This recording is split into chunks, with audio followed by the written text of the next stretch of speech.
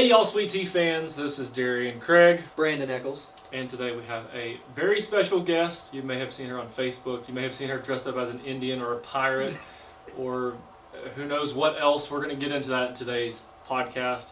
Cooking extraordinaire and world famous chef, Miss Annie, Annie's Home and Kitchen. Yeah. This is our second podcast today. We still have no name for our podcast, but one thing we know is we're going to have good questions, we're going to have good conversations, and we hope you guys enjoy.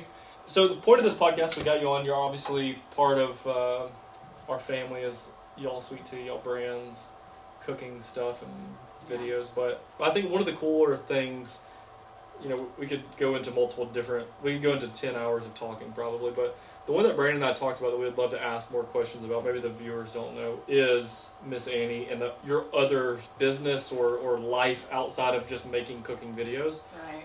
If you want to dig in, like, I think that's a cool conversation to have. So I guess maybe start from the top on, we know a lot or pieces of what you're doing, but what is that? Like, what are you doing? Yeah. So I've always wanted to be a teacher. When I was like in kindergarten, my teacher, her name was Miss Harmon.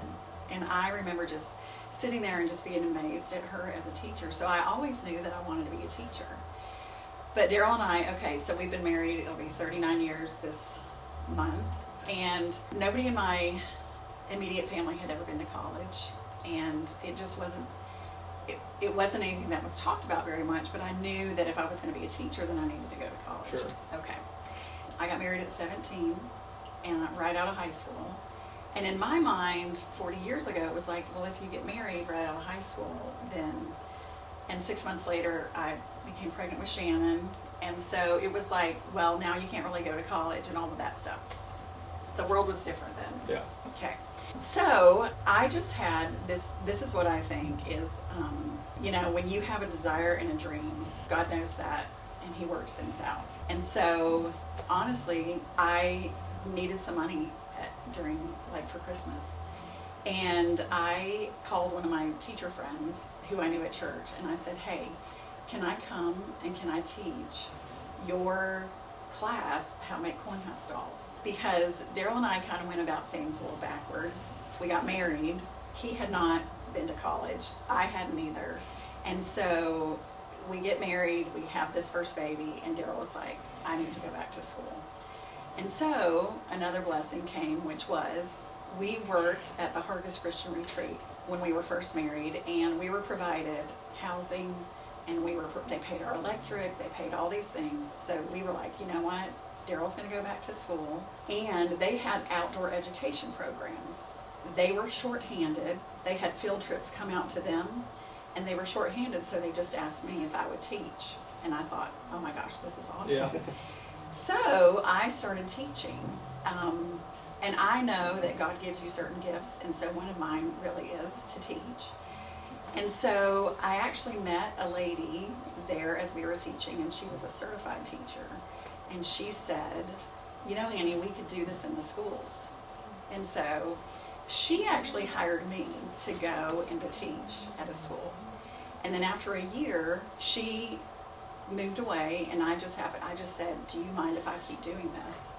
Because Daryl and I could see what it could be. Yeah.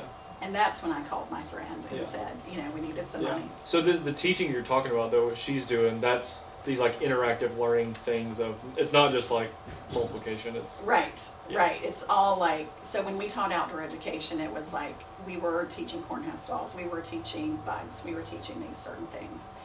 So then when she was like, you know, we could do this at a school, she put out a few little random flyers, and I went and I taught a few.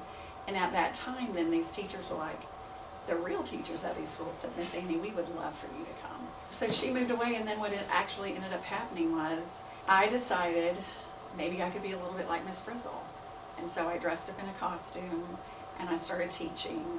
And in the beginning, so 25 years ago, I was really self-conscious that I had never actually been to college. Mm-hmm. And I was worried about what were these people going to think because I had not been to college. Yeah. And then I figured out how to create programs that went through the whole school year. So I have 15 different programs that follow the curriculum. And back in the day, I used to have to go from school to school and pass out brochures. And now I don't have to do that. Yeah. Now I book a year in advance and all that stuff. I make treats every night. So I make cookies for all of the front office staff and for the teachers when I go visit these classrooms. And then I provide a little treat for the kids. And I've made it really simple and easy. But what I know after 25 years of being able to do this, to me, I have the best part of teaching. I go in, I'm in a costume, I teach science, we put our hands in stuff, we do all of that. So I teach a 30-minute lesson, and I go from classroom to classroom. But my favorite part is I just give these teachers a cookie, and I say, take 30 minutes and do whatever you need to do. Yeah. And that, I don't know that I realized in the beginning how much that would mean to them, but now over the years, like I was at a school today and took pumpkin bread, and they were just like, Missy, we could not wait. We knew you were going to bring this. So, you know, it's grown from where I thought I was just going to make extra money, like for Christmas, or to kind of, you know, just make ends meet. Now, you know, I bought our house. Yeah. The Lord opened that up for me, but also I just had a big dream, and I just kind of kept taking the next right step to grow it to where it is. I think one of the middle parts was you have 15 curriculums now that match the actual things that they're being taught in school. So it's like you have the idea to start something, or like to go on this new venture since she left, but you have to continue making it better. So like having 15 different plans that you could book makes it more versatile for you to get more business, and then that's really cool. And that's like different. Do you tie cooking into all of it, or that's not together? No, you just make them snacks too. Right. Like that's just a token of your appreciation. Well, first off, I have to ask too. I didn't know that you made snacks every single night for the next day. Yeah. So you do that every single day? Right. So I'll go home today and I'll bake, and I usually bake a couple dozen cookies and bag them up, make them really cute, and then Daryl, he has to count out the treats for the class. So he sits and watches ESPN and counts out treats that go in the bag. So if y'all get miscounted cookies, it's Daryl, Dump King. So yeah, I mean, it's just grown and grown, and it's just been such a great blessing. But when COVID happened, then I couldn't be Miss Annie. Yeah. And I wasn't, and that was a huge part of our income. So COVID happens, the schools are shut down, and I was like, I was just at a loss. It was such an interesting time for me, for sure. But then that's when Mama Sue started posting in 2020, and Mama Sue and I are really good friends because I met her 20 years ago. She's the assistant principal at Vincent Elementary, which is one of the schools I visit. So she would get those treats, right? It's just amazing to me how way leads on to way and all of that. So I'm watching her in 2020 post, and I'm like all in. I'm so excited for her, and I buy her cookbook, and I'm seeing her post every day. And that's when, I'm not working, but I just call her and I'm like, do you want to meet for at the coffee shop, and let's talk about this? Because I thought, if she's going to put this much work into it, does she want to make any money at this? Yeah. Mm-hmm. So we met, and then the rest is history. Yeah. Like, she encouraged me to do Miss Annie's Home and Kitchen because I wasn't working. Yeah. And then I'm helping her bag her books, and Daryl and I are helping her ship out her stuff, and Angela's in it. It's just a really fun story. Yeah. It's cool to, like, me and Brenda talk about it a lot, but you get so caught up in what's going on that you don't get to have the reflective moments and like look back on those times because you're caught up in today what's happening. But it's so cool hearing those stories, and that's why we wanted to talk about this. Like, there's a lot of things we could have talked about, but I think talking about this opens up the beginning of Miss Annie's Home and Kitchen and talks about the school stuff. I just think the school stuff's so neat because it's it shows to other people who have the idea to make a cooking video. Like, I guess you have a full-time job doing that. Right. You're a regular, real person outside of Facebook being this platform that we can all use. But like, just showing that if you have an idea, or if there's people who want to cook on videos or do whatever, like, just turn the camera on and post it, and it could lead to something, and it also could not. But I think that's part of God's timing, and like whatever happens. But just start it. Like, you didn't have 1 million followers before that. It was like, let's just start cooking and post it. Right. And when I started Miss Annie's Educational Adventures, I didn't really put a whole lot of pressure on myself to like have to make money at it. Sure. It was just kind of like, let me see how I can grow this. And so I've always read all kinds of business books, and I've always read all kinds of different things to kind of learn, and it grew. And so what's interesting about Miss Annie's Home and Kitchen is I know that you just have to be patient and you have to be consistent. Mm-hmm. Yeah. And as long as I don't give up, it's going to work out. Yeah. And so that was the point with Miss Annie's school stuff, was as long as I don't give up. Yeah. So with Miss Annie's school now, I don't have to pass out any brochures, and I'm booking you in advance. And I think kind of the interesting part about this Miss Annie's Home and Kitchen and Miss Annie's School is I'm like, am I going to give this up to do this? And it goes both ways. And it goes both ways. Because when I didn't have the opportunity to be Miss Annie in the school, I missed it so much. And so literally now, this is the first year since COVID that I get to go start from the very beginning of school, okay, since school started, so in August. And I mean, I literally get in my car every morning, and like today I was a bat driving to school, and I was like, I am so happy because I love it so much. But then this part is so much fun too. You said dress up as a bat. You have on a bat costume. I was bat. So I think the people probably don't understand that that's face makeup. That's like some crazy outfit. We saw you dress up as an Indian with like actual the whole thing. Right. Which was actually the first time we were able to meet in person. So the first time we met in person, we met at y'all's shop, and you were dressed. And I was a Native American. Is that right? Native American. Okay. And then, I can be a scarecrow. I'm a doctor. I mean, every lesson that I teach, I wear a costume that matches with that. What age range of kids is it? It's kindergarten, first, second, and third, typically. Nice. Yeah. And I visit like 35 different schools in the Birmingham area. It's about 20,000 kids a year. Wow, that's so cool. That story's so inspiring, especially because you became a teacher without having to go to school. I know.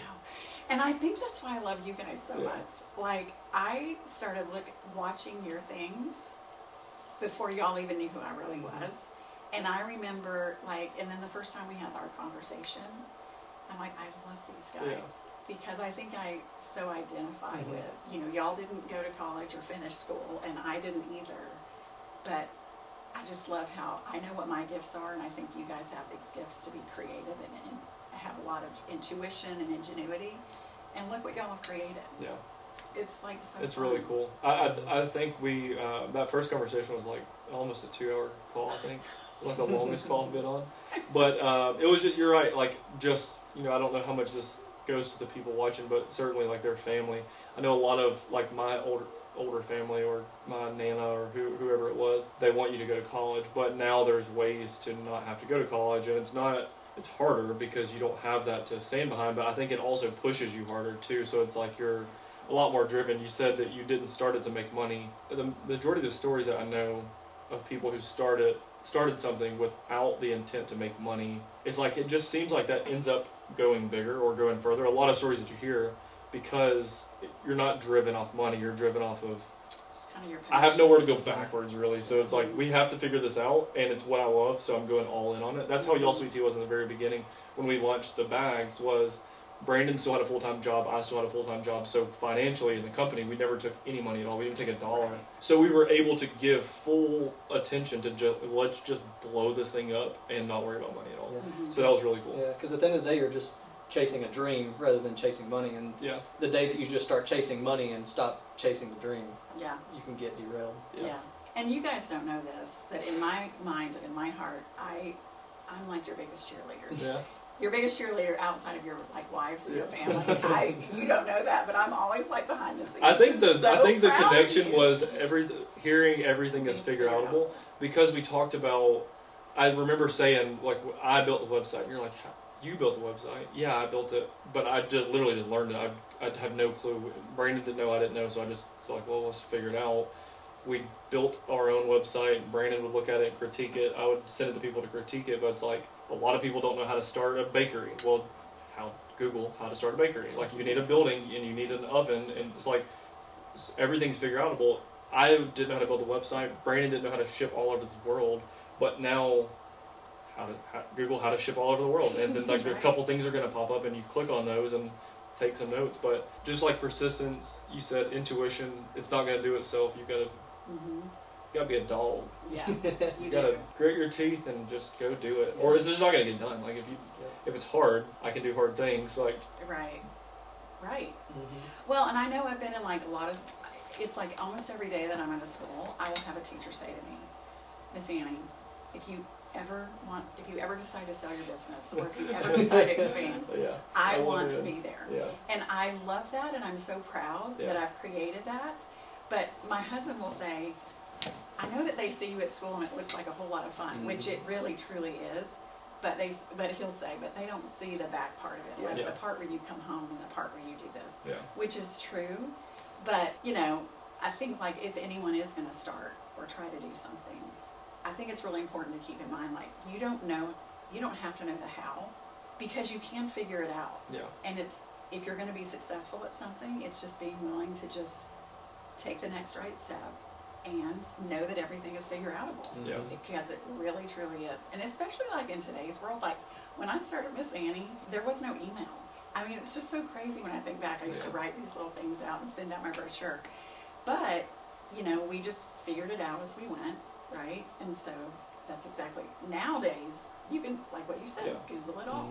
So, and now, like, with social media, there's a lot more transparency. And so you can just say, hey, we're trying this, it may not work. Like, right. And then the people just see that you're trying it versus typing on something and saying, hey, you can see a video of me and a mountain of stuff, and like we're gonna try and move this stuff, but if we can't, we'll figure it out. Like whatever it is, you can just be totally transparent with it and explain as you go. Yeah. And I think that also builds the story. Like anything, when we sold out of tea for a long time, and it was the biggest hurdle that we ever had was we were sold out for, I don't know the exact number, but just call it 2 months. We were sold out. We had all these orders in. It was a really big problem. But we just addressed it straight up. Is this is how we oversold. This is why we oversold. We are very thankful for the growth, and we're thankful that y'all are being patient with us. But like, I can promise you, we're not on vacation right now. Right. Here's the video of us working. Like we're really, really in the trenches. Yeah. And I think that built lifelong customers with those people because they see, all right, these guys are actually giving it everything they got, and it means like to us, it means more when you get on the other side of that hurdle. It means more that when you do get to look back, it's like, yeah, we didn't give up. Yeah. And also, I think a lot of people, too, get too hung up on, I want to do something, but I'm scared if I mess up, it could be catastrophic mess up. You know, and I'm very hard on myself about catastrophic, like, is this the right decision? I'm scared to take this step because the ground feels a little shaky, but, like, I don't even know if there's been a time where that step would have been catastrophic. Cost money, yes. Yeah, I think the only situation we've ever ran into probably was that first time where we oversold, not just on purpose, but it was just like we just weren't prepared.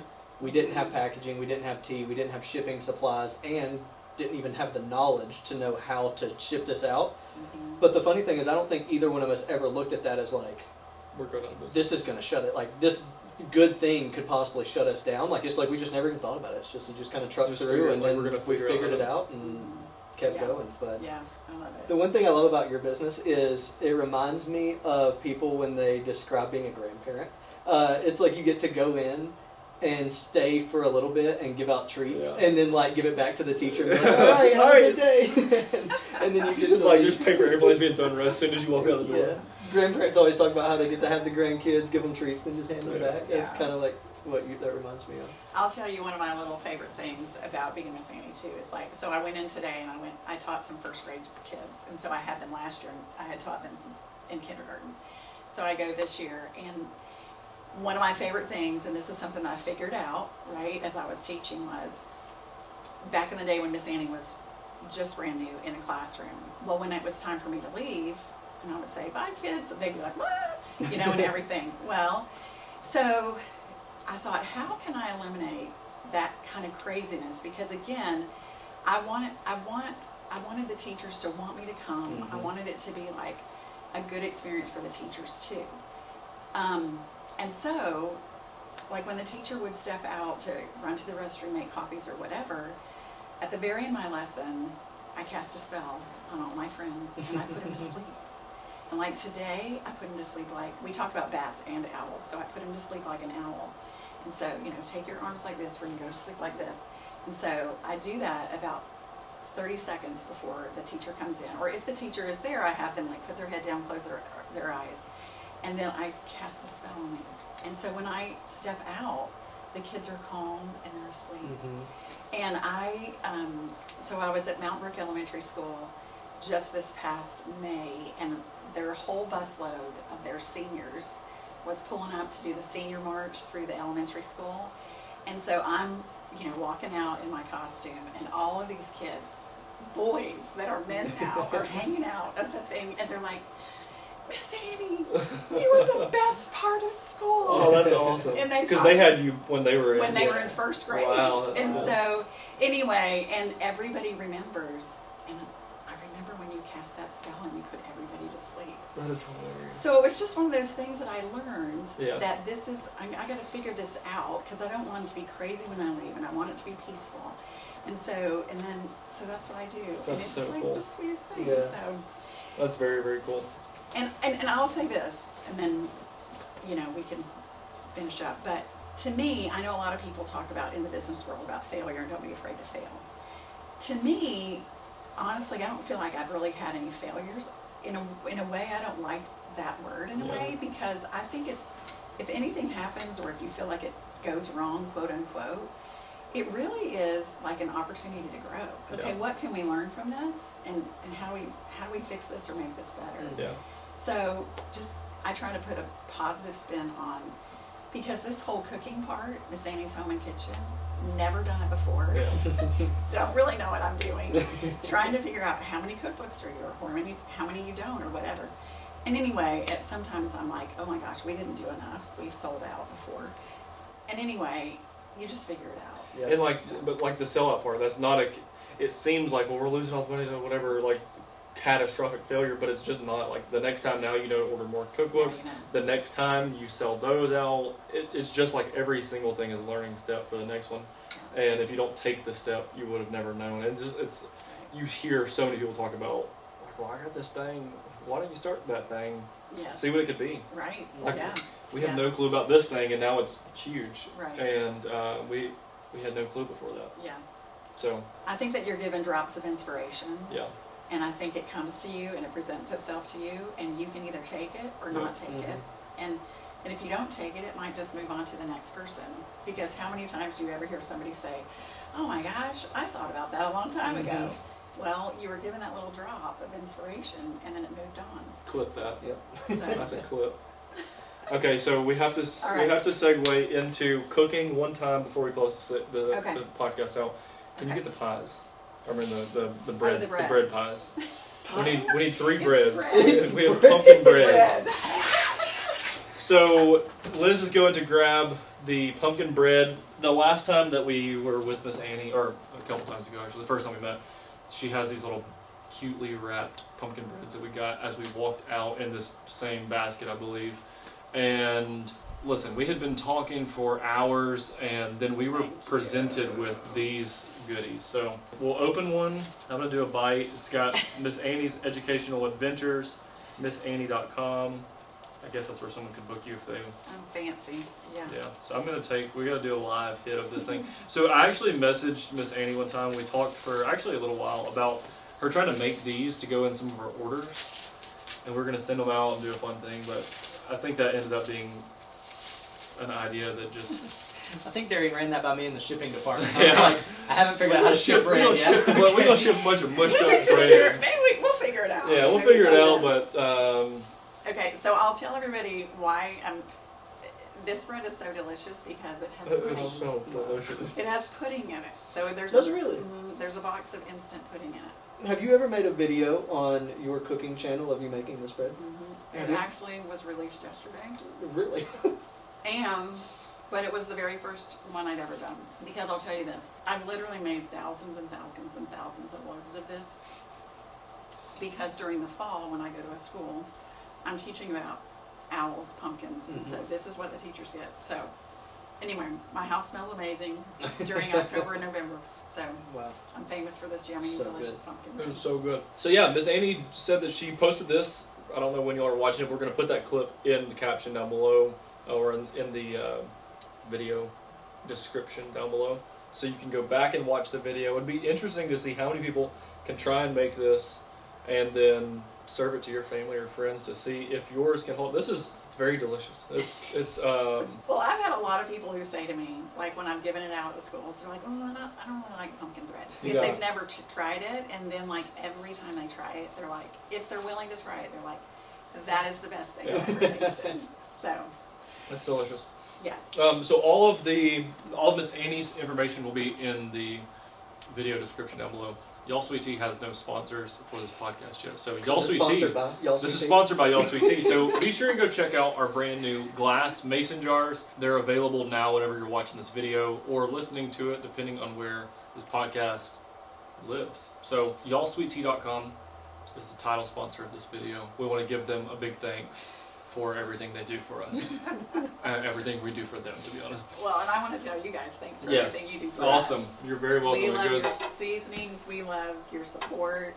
Well, it's mutual. We couldn't grow without the help of y'all. It's been tremendous. Being in the South, having all the influencers that we have close, but especially having y'all in driving distance is awesome. We just shot 2 podcasts with no name in the same exact day. Our minds and bodies are taking a toll from a couple long working days. We appreciate you guys listening or watching our podcast today. All the information that was talked about in the video will be in the description down below. Please make sure you like this video. Please make sure you share this video. And if there's any point in the video that you felt like you could address, comment down below and tell us what that is. Whether it's, me and Brandon slouch too much, or our shorts too short, that we talk to. I don't know. Just comment what you think about our podcast below, because we're trying to grow this thing and we're new at it, right? So we appreciate your time. We appreciate your time, Miss Annie. And I'm super proud of you guys. Yeah, well, thank you. And we will see all of you on the next one. Peace.